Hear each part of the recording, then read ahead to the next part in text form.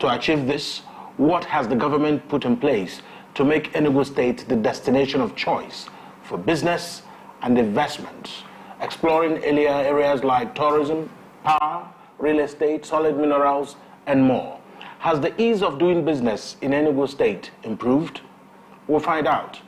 This is the Eastern Eye. I'm Alex Obodo.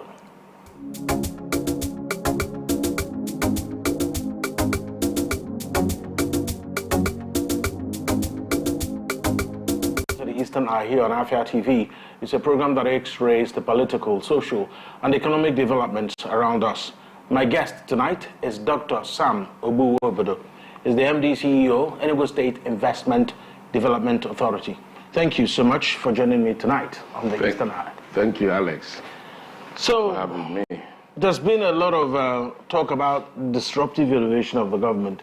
And from what we've seen, some people sometimes say, okay, that a lot of deals have been signed.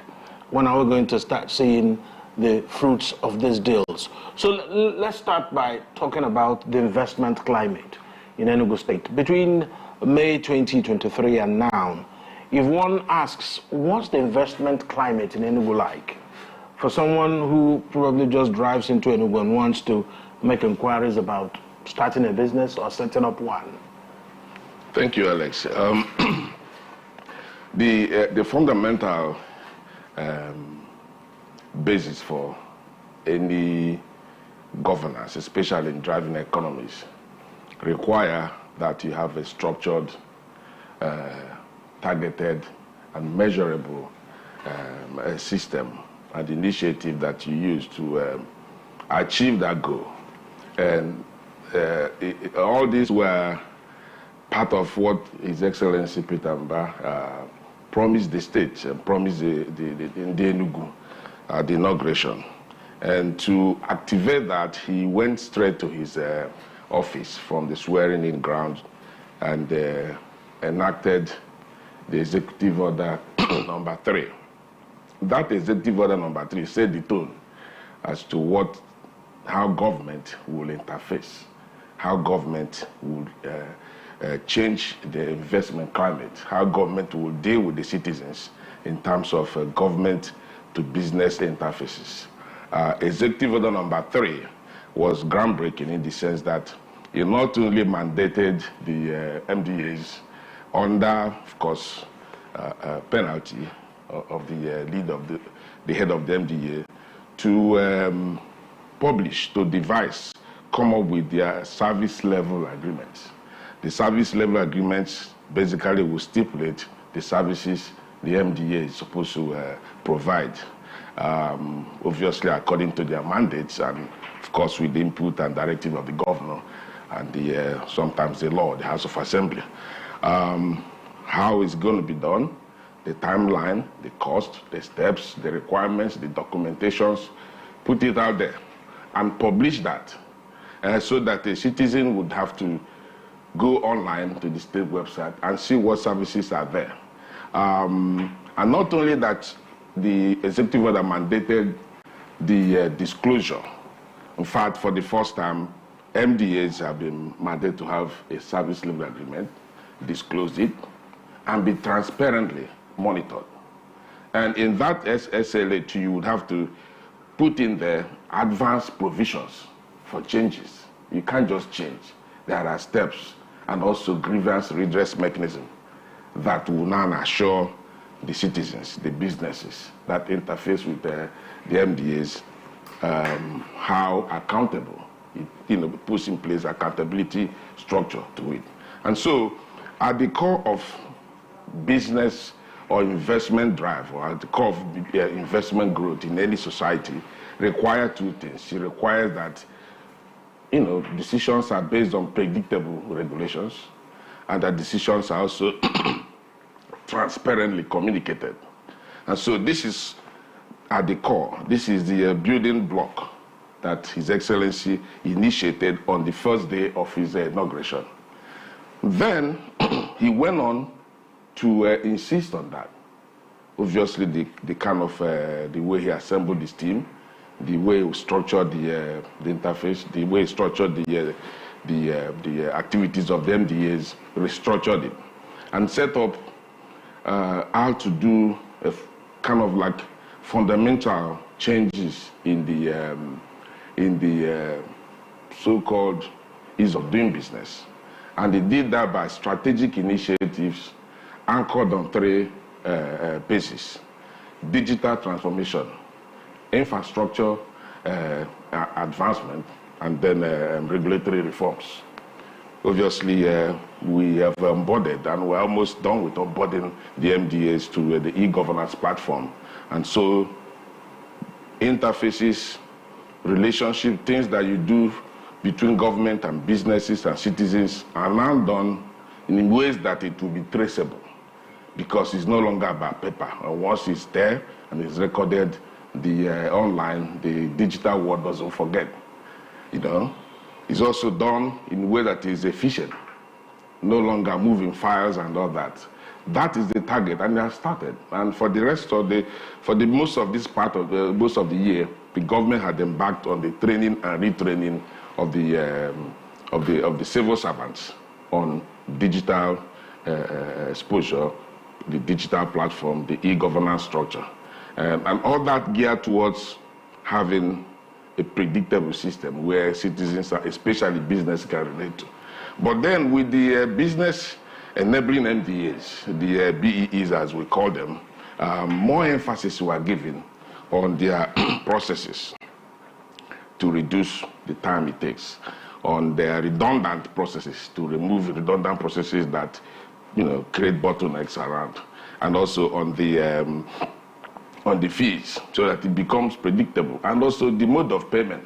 It's no longer about going to 3, 4, 5 banks or 3, 4, 5 places to find out what you're supposed to pay. You could basically go online as we speak and look at, for instance, the SLA for Ministry of Lands, for Ministry of Trade and Investment, or even Environment, whichever ministry you want to deal with. So it's been a structured and revolutionized platform and system of approach, and that allows businesses to now anticipate and predict the outcome of the interface with government. That's one. And having done that, he also became the mouthpiece. You know, he talks the talk and walks the walk.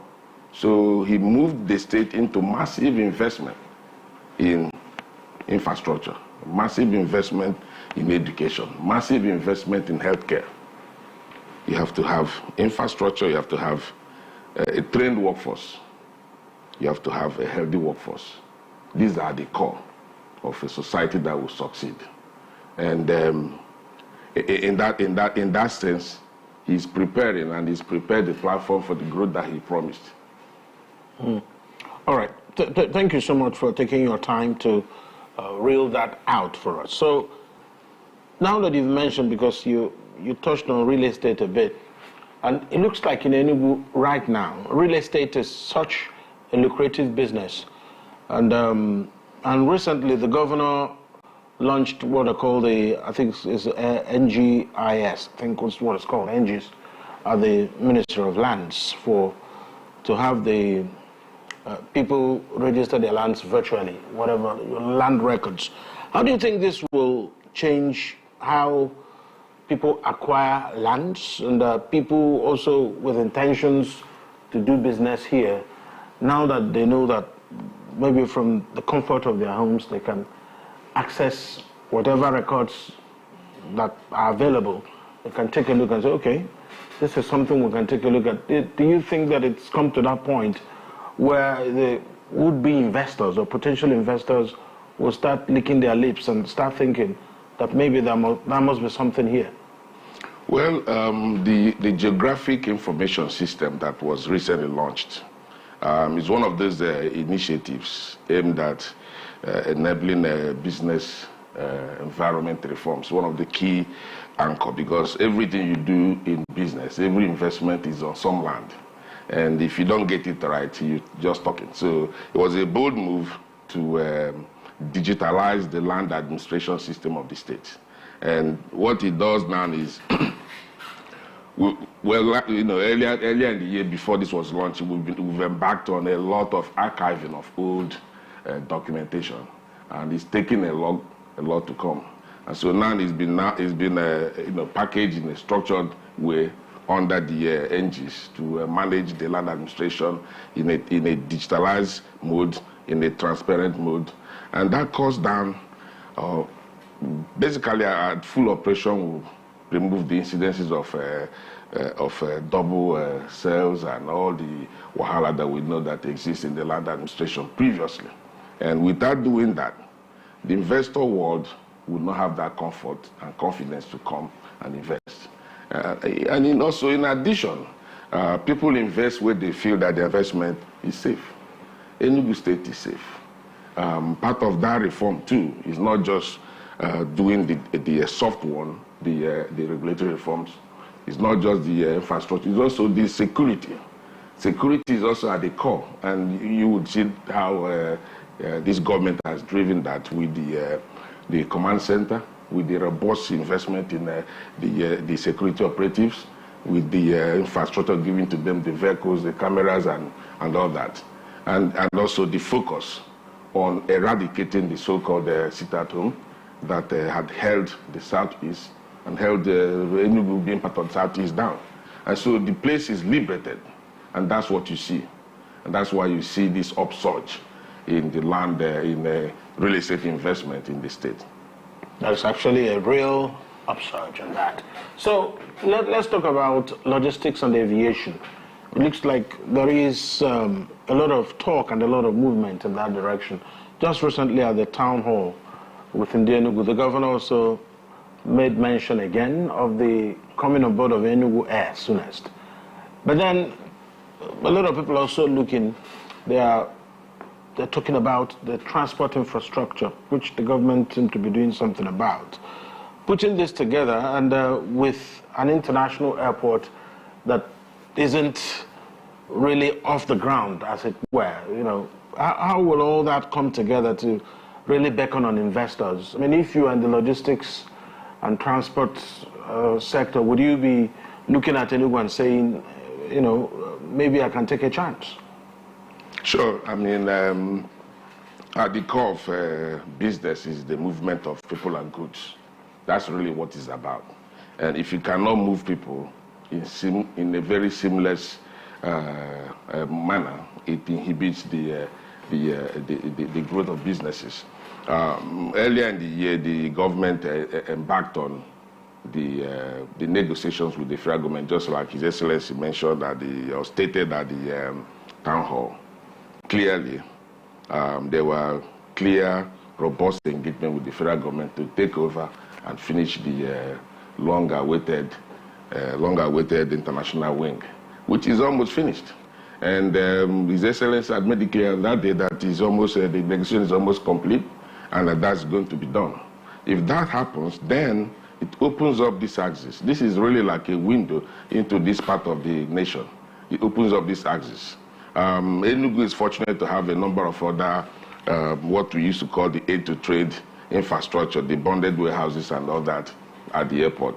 That airport is not just an international airport, it's also a cargo airport.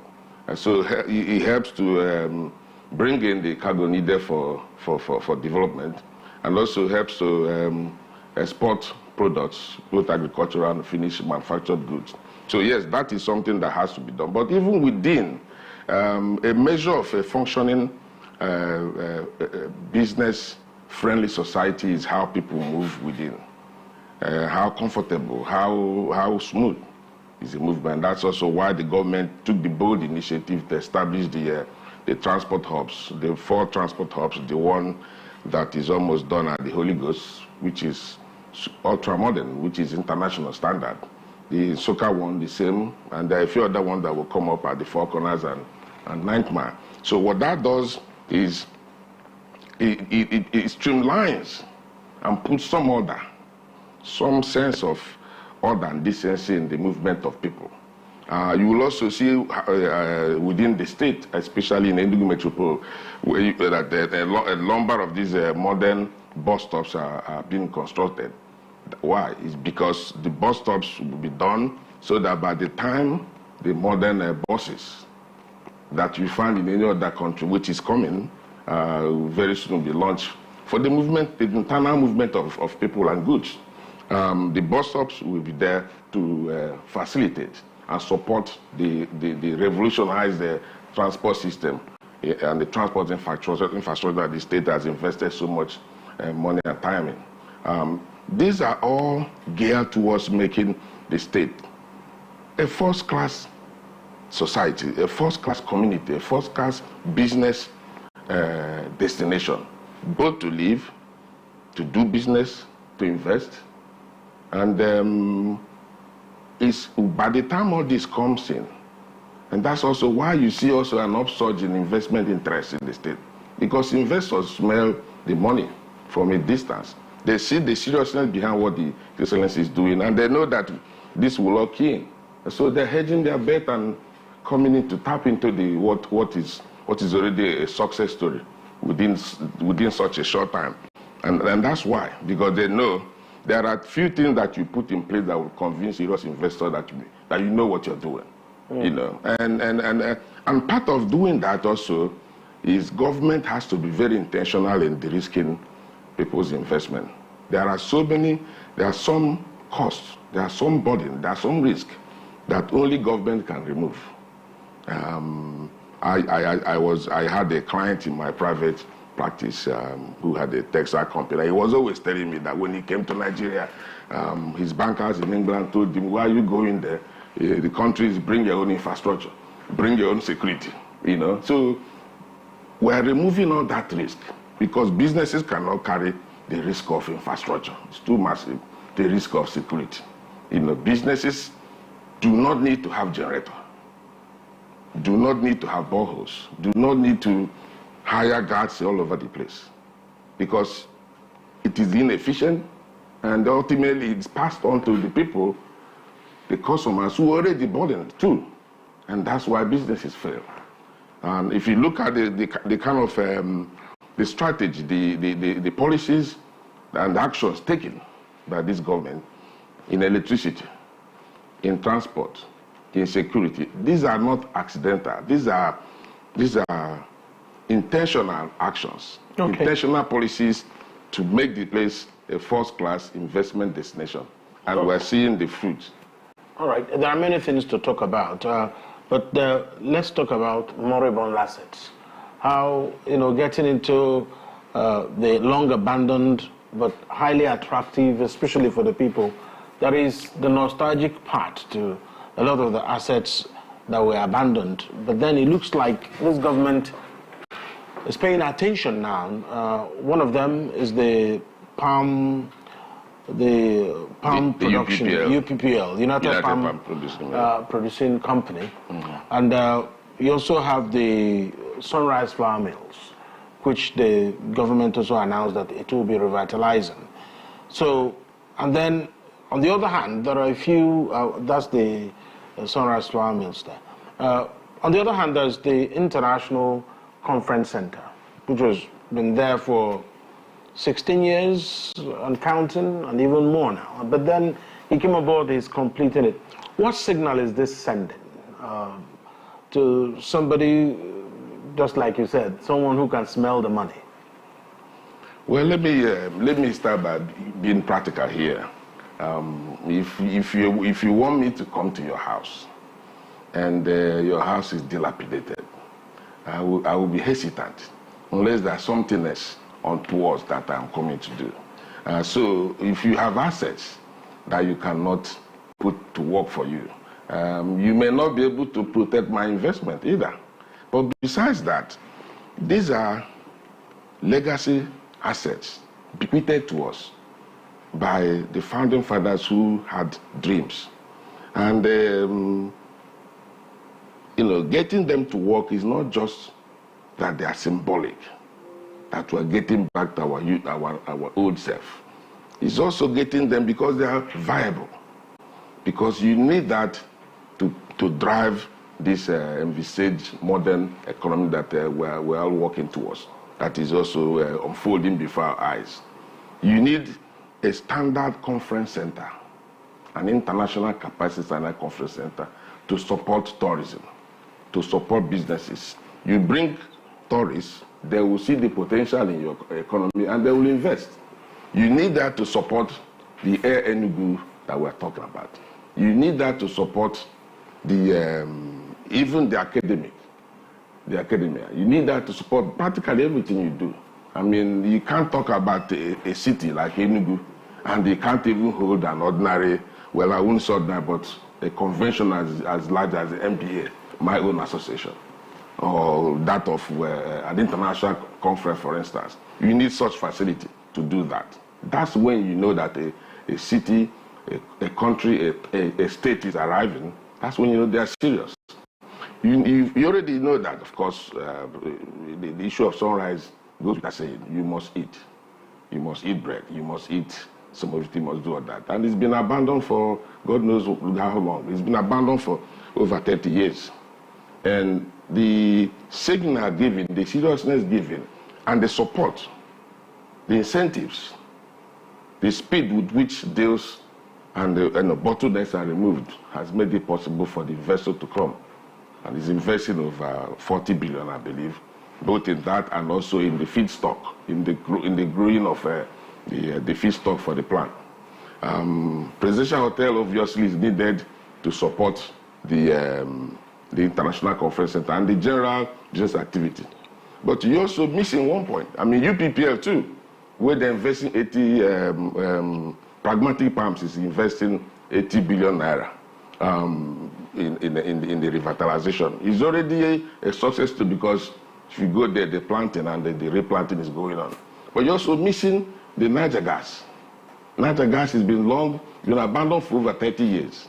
Niger gas, I can tell you today that it will come on board no later than February next year. The early part of first quarter next year.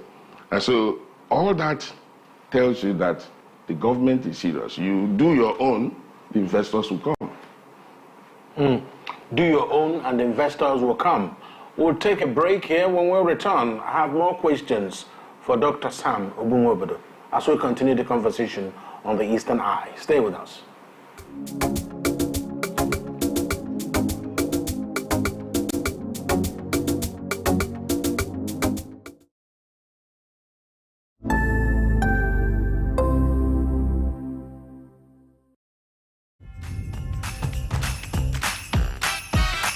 But why won't I be happy?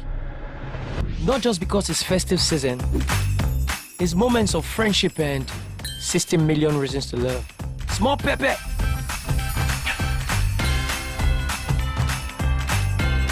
Babes, this dress is given. Don't forget the earrings. Those are 2 reasons already. The best reasons will make your heart beat faster. Come on! And make every laugh worth it. It's all about holding hands, sharing and enjoying happy times together. Have more reasons to be happy with Niger dramas, football, and more smiles on DSTV this festive season. DSTV, your home of entertainment.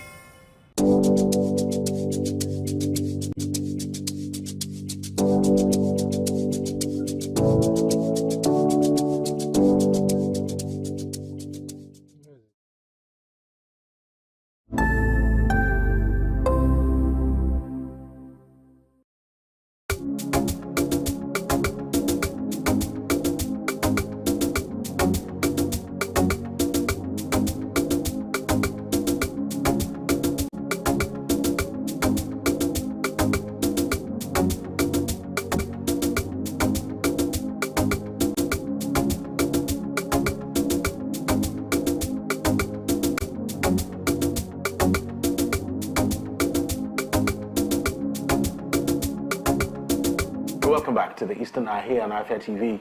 We're reaching you live from Enugu, Southeast Nigeria. My name is Alex Obodo, and my guest is still Dr. Sam Obunwobodo, the MD CEO of the Enugu Investment Development Authority. Thank you so much for being here with us. So let's talk about tourism properly, because we merely touched on moribund assets, and then we talked about the International Conference Center, which is, of course, something that will attract people. Some people will want to go there just to see what's happening there. But there are a few other things that probably the government will need to do to also catch the attention of the investors. I mean, the investors don't just go to work and they don't play, isn't it? Whoever is investing will also want a place they can go and relax, maybe on a Saturday, on a Sunday, or in the evenings, isn't it? Yes, I mean, like they say, all work and no play, makes the investor a tired investor. So, and that's part of this cross-sectorial approach to our investment initiatives here. They all have something to do with the other, just like you said. On the tourism sector, there are a number of projects, there are a number of investable projects that has been packaged to bankability.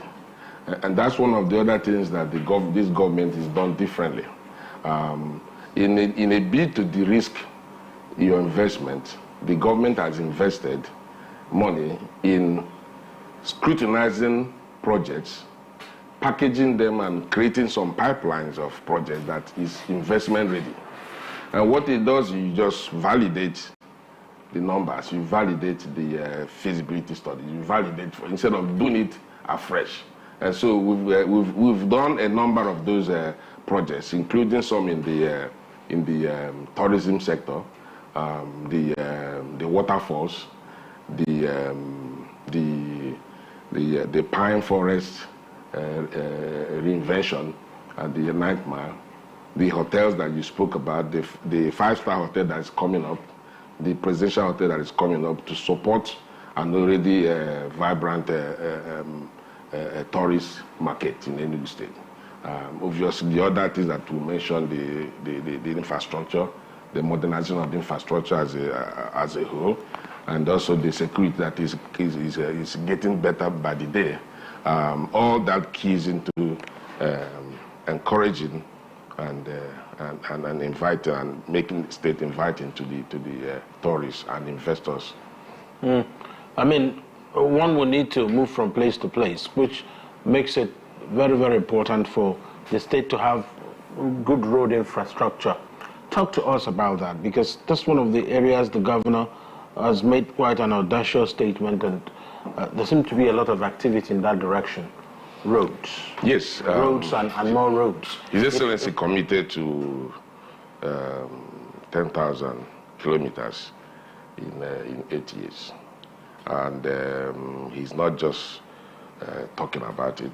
He's done, on the average, a number of internal roads, a whole lot of them, internal roads, and also the ring roads, and also the rural roads. That is all going on at the same time. A couple months ago, he flagged off over 300 road projects.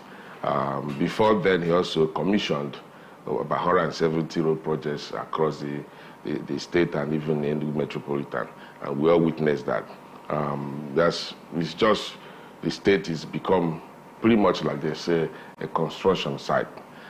You can't again drive that investment. You can't create that climate that attracts investment without doing those really building block, foundational things that he's doing for us. And he's doing them in a very sustainable, planned and sustainable way, and using the people's resources efficiently and managing them very well. So how does agriculture play into all this? Because we've touched on the United Palm Production Company, UPPL, but that's just one aspect. You've spoken on the issue of roads. The government also built an asphalt plant, which yes, one can understand why. If you want to do 1,000 kilometers, you have to have something that will give you the opportunity the engineers will actually tell you that asphalt is about between 38 to 40% of the cost of building roads. That's right. And if you manage that input, that's variable. If you manage asphalt, the cost, and remove middlemen and do it yourself, as we're doing, it brings down drastically the cost of building roads. And that's why the government, that's why this administration is been very bullish about the road construction, because you've really gotten the key cost center, the cost factor there, which is the asphalt. It's under your control. And it was a bold one, building the largest, perhaps the largest asphalt plant in this country. I mean, within also, if you look at the timeline of this government, it's just amazing. Same thing that was done in water. I mean, it don't do a power plant, 5 point something, I think it's 5.2 megawatt power plant in 6 months, but it was done here to power our water infrastructure, to power the pumps at the 9th Mile water farm over there. So yeah, I mean, that's really a focused approach to developing these things. So let's talk about agriculture. I'm also aware that a number of institutions or even investors have also come knocking as to whether, in various aspects, either to have a big farm or to have some kind of value chain production, either for cassava or for anything. So talk to us about how this is progressing. Again, the agriculture sector, the approach here is to organize it in a way that is structured. First, you have to create the upsurge of production, and then you have to create some kind of aggregation and the system that offtakes the products and turns them into value addition and for export and even for local use. And in doing that, the state initiated a policy of 200 hectare farmlands per ward. And that's something that is ongoing now, where you put the small and the medium growers within that hectare to produce certain crops. And then you have the bigger side of it, where you have the special agro-processing zones that are being established. Those are PPP projects that have been established. Some of them are also, the government did the initial development cost, the feasibility and also the getting them to bankability. So we have that too. Where these products will key into, again, there's also the land banks, the larger ones that were created for bigger investors, and also revitalization of the ones the agriculture has said that we have in Ozowane, in Aniri, in Omo, and some of these other places. Those are also ongoing, and so it's geared towards massive leap in food production, in agro production, but it also is agro industrialization. It's not just producing. You have to have a facility that runs agriculture as a business, as an investable business that people, businesses engage in. So there have been a number of deals signed to work on those. Okay, let's talk about e-commerce. Listening to Governor Peter Mba, you often hear him talk about experiential learning. You also hear him talk about things that suggest that he's interested in the things around e-commerce, tech, things around that. So talk to us about the kind of interest in connecting to like minds or would-be investors that want to also take advantage of the governor's interest in this line.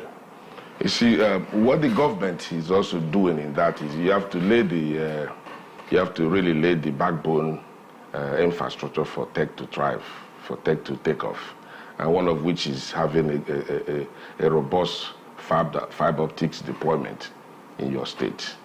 So the policy of the state had been to reduce and in some instances waive the right of way. The major impediment is really the right of way fees, which is measured by linear meter, and it goes in increment, and most businesses cannot, most of these investors cannot deal with that. So the governor, knowing that at the core of all this tech and ICT is the fiber optics, signed an executive order back last year, reducing the cost to 145, and I believe very soon it's going to be zero for the right-of-way, which is the core cost. We've also put transparency around the acquisition of that right-of-way so that it's a seamless, predictable process to apply. There's a timeline for approvals and all that. And that has also enabled a lot of interest by the big players. I'm sure you see a whole lot of this going on as we speak. The government is also has adopted a one dig policy. So if you have one backbone, one trunk where these fiber optics are laid, others can come in so that you don't keep digging up all the place. Yes. So that is one. There's also a project which is being developed that will create, I believe, is a type 4, type 3 hyper data center somewhere in Enugu State too. Most of these ICT processes go through foreign data centers in Cairo, South Africa, other countries. So we're trying to bring it here so we also control and also reap and tap into the vast, enormous market, enormous opportunities in tech.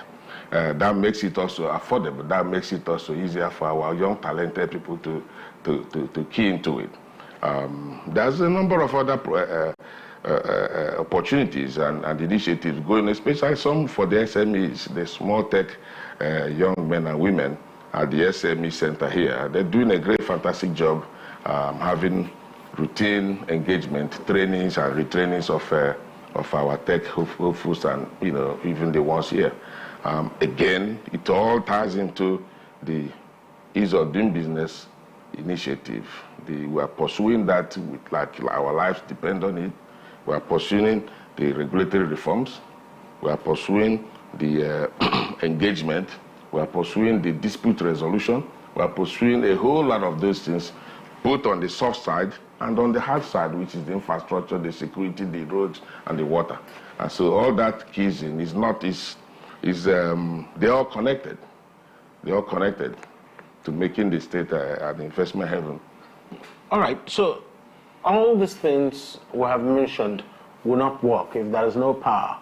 And of course, Enugu, luckily, is the first state to take charge of its regulatory market for electricity through the Enugu Electricity Regulatory Commission, EERC. So, will that be a game changer for Enugu? I hear a lot of people are coming from all over the place to take a look at the documents and how they managed to be the first to do it. So, I hope Enugu will justify the fact that they are the first to actually have a law in place and now have regulatory authority.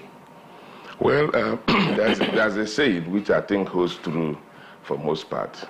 No power, no life. No power, no security. No power, nothing. You have no power, you have no economy, really. And that's even here, there's nothing you do without electricity. It's obvious why the state went bullish, went frontal about it. The federal government of the country, devolved the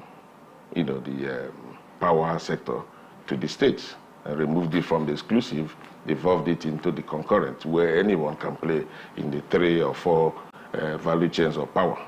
And what that meant is if you can ring-fence your state and focus on it, and you can create your own power. And that's what the state did.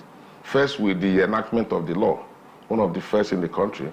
And secondly, with the establishment of the Regulatory Commission, the Enugu Electricity Regulatory Commission, and fully funded and manned by some of the best, even some from the national government and some from some of our diasporans who had come back to work there.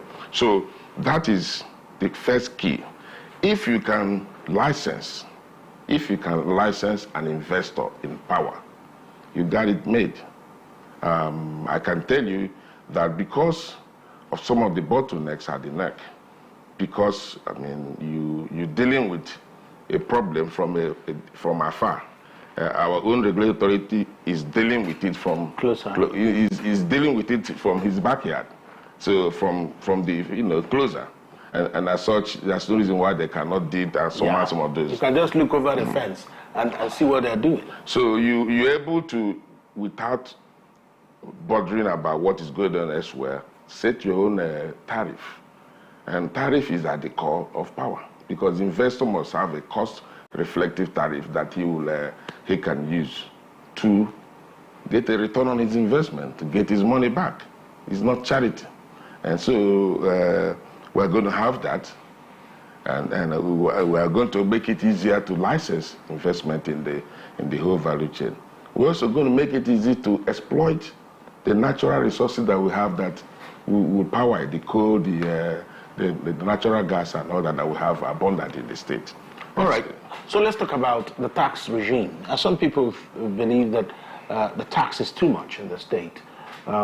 What's really the policy? Because I've heard the head of the revenue service in Enugu say that they've not added any new tax, that they are simply implementing the law. They are simply asking people to pay already existing taxes. Why do you think people seem to misunderstand the whole process? And how important is it for the government to continue to actually put the right information out there regarding its tax regime? Well, of course you can't have it all. You know, there's a popular saying that good soup na money maker. While nobody, I mean, it has to let your money go, but it's required to have a decent, successful society. As Excellency Peter Mba will not do what he's doing without the funds from the citizens. What the citizens should be worried about is the process, which we've also done a lot of work in streamlining the process of tax collection. We've initiated the consolidated demand notice system, where all the major tax and charges and fees are put in one place, and the business takes it and knows what it's supposed to pay. It takes away the touts and all that. But again, it's a process. If you're used to doing something, which are some of the groundbreaking initiatives that we've put in place in the state, digitalizing the payment system, digitalizing the tax return system, digitalizing even the taxes that you pay, they're all online, and making it easier that you can sit in your house and pay that. But again, people must pay. Anywhere in the world, taxes are always contentious. Nobody wants to pay, even in advanced countries. Yeah. But the government needs some understanding, while also government must continue to improve and communicate and give advance notices. Listen. And I think we're doing that. All right. I think the chairman is doing that. I think the governor has, on many occasions, explained the position, and I'm hoping that we can just, give this government some time. All right, we have about 2.5 minutes to go. Wow. I told you that you were asking me how long will the interview be, and I told you that it will get to a time you say, oh, we're about to go, and you are looking at the time. When did we get here? About security. Security seems to be at the heart of everything we talk about in this country, especially now if you're in the southeast. And Governor Peter Ndubisimba seems to be doing a few things regarding security. But what we have on the ground, would that be enough for the investors to really be impressed and say, all right, I think my investments will be secure? Yes, the investors are looking at the security of their lives and security of their properties or their investment, security of their homes that will not be taken, and security of their land that will not be involved in some of these mushy things that happen. And as such, the GIS thing is geared towards resolving that land administration side. But again, the security thing is an incremental thing. Even though what the government has done in less than 2 years is a major boost. Is exponential, groundbreaking, revolutionary. If you look at the involvement, the creation of an AI tech-enabled security architecture. We've never had it before. Going from the purely manual, you need other purely manual thing too. The police, the army and other, but you also need to put some order, to put some management system, put some modern infrastructure in the way you prosecute your security needs, and which is been done. The cameras, the vehicle, the command center, again, is something else. You just need to see what is going on there, and it can only improve. I mean, security is a constant thing because it continues to change. It changes anywhere in the world. I mean, if you just need to look at CNN and see what is going on everywhere. And so it's not isolated, but what is important is that this government is focused on on continuing to improve, making the state the safest, and continue to have it so. And on that note, I have to thank you so much, Dr. Sam Obunwobodo, the MD CEO of the Enugu Investment Development Authority. Thank you so much for your insights. Thank you, Alex, and I wish you and our great viewers happy holidays, Merry Christmas, and Happy New Year. That's right. Thank you so much. Thank you. And that's the Eastern Eye for tonight. We'll be back here tomorrow, same time. Up next is Nka. My name is Alex Obodo. Merry Christmas and good night.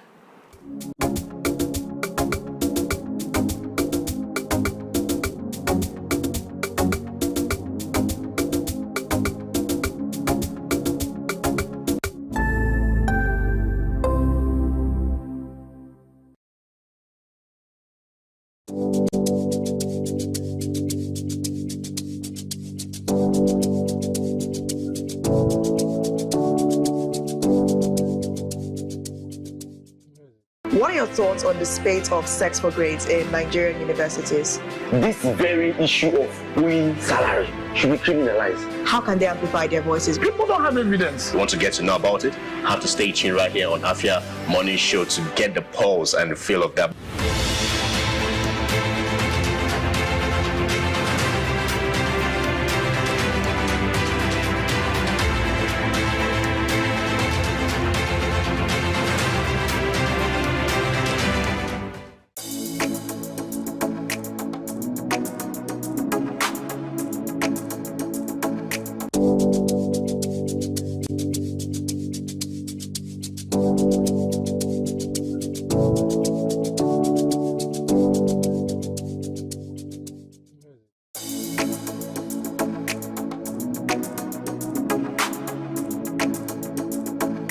Welcome to the latest and most amazing show on your ladies and gentlemen. Welcome to Lunch Break. You don't sing along. I did single. For real. You're not a backup singer. That's what it is.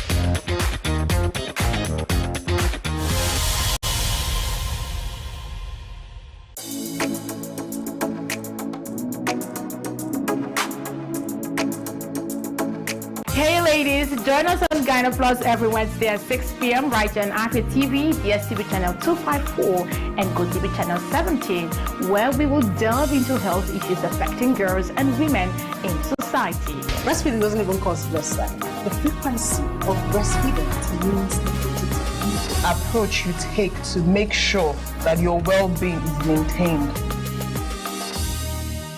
Opinion of the people matters. Everything to your label. Oh, nobody wants to hear your voice if you don't have the money. This is Ogwe.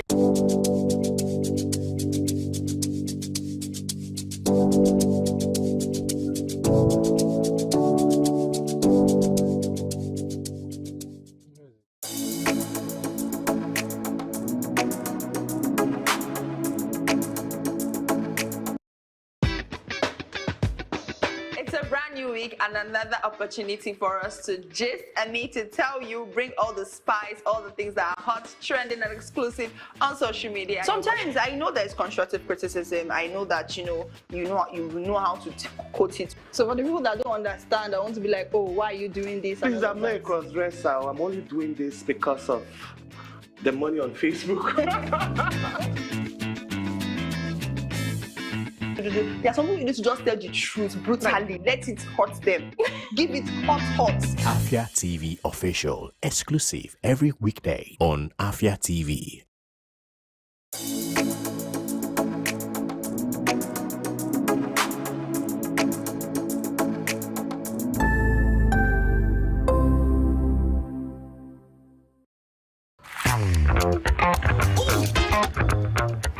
check. It's 2 p.m. and it's time for us to vibe, chill, and relax. Ladies and gentlemen, welcome to Lunch Break on Afia TV. So Lunch Break is all about the music, it's all about fun, it's all about entertainment, it's all about entertaining gossip and stories from social, it's all about the latest trends, it's about what's lit, it's all about the games with our guests, and yes, in general, I like to say it's all about the vibes and vibes only.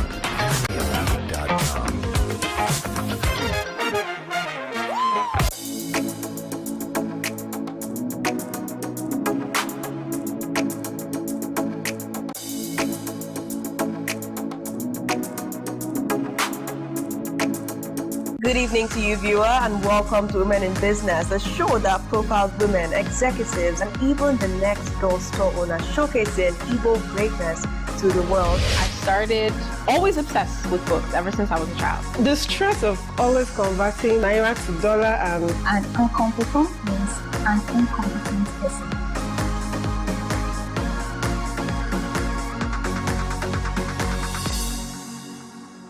Welcome to Afia TV, your go-to channel for excellent news and incredible shows that keeps you IEI, that is, informed, entertained, and inspired. Need a break? Ladies and germs, welcome to Lunch Break on Afia TV. Join Choco to vibe and chill on Lunch Break at 2 p.m. for the latest trends in music and entertainment. Not like I have big money. Dive into the world of innovation and creativity with Rochelle on Unka. It means art in English. Where creative minds and groundbreaking ideas come to life. Tune in every weekday at 8 p.m. Do not miss Afia TV Official, your perfect dose of laughter, where they discuss what is currently trending on social media every day at 5:30 p.m. on Afia TV. But in this economy, the savings will save you, man. And that's not all. Stay tuned for more exciting shows on Afia TV. Catch us on DSTV channel 254 and GoTV channel 17.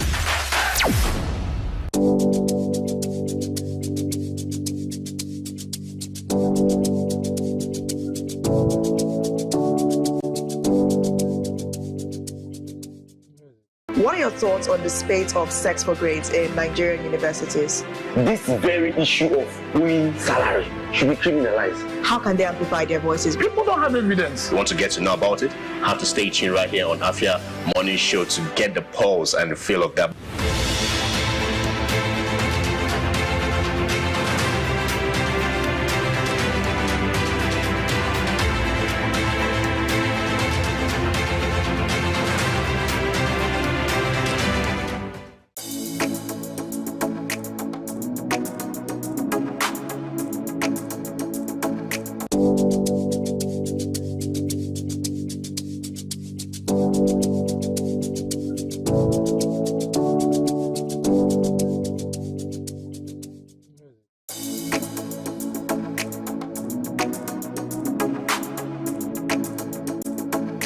Welcome to the latest and most amazing show on here. Ladies and gentlemen, welcome to Lunch Break.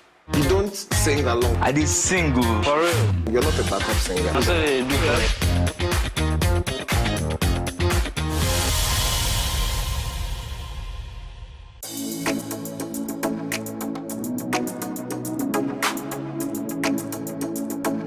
Hey ladies, join us on Gyno Plus every Wednesday at 6 p.m. right on Afia TV, DSTV channel 254 and GoTV channel 17, where we will delve into health issues affecting girls and women in society.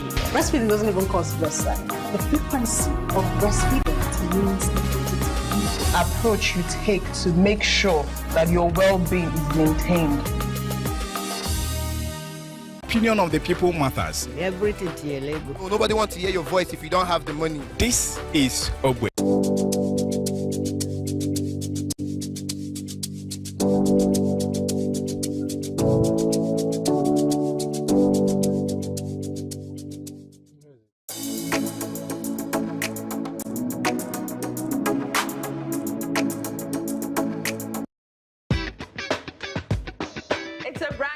And another opportunity for us to gist and me to tell you, bring all the spice, all the things that are hot, trending, and exclusive on social media. Sometimes I know there's constructive criticism. I know that you know how to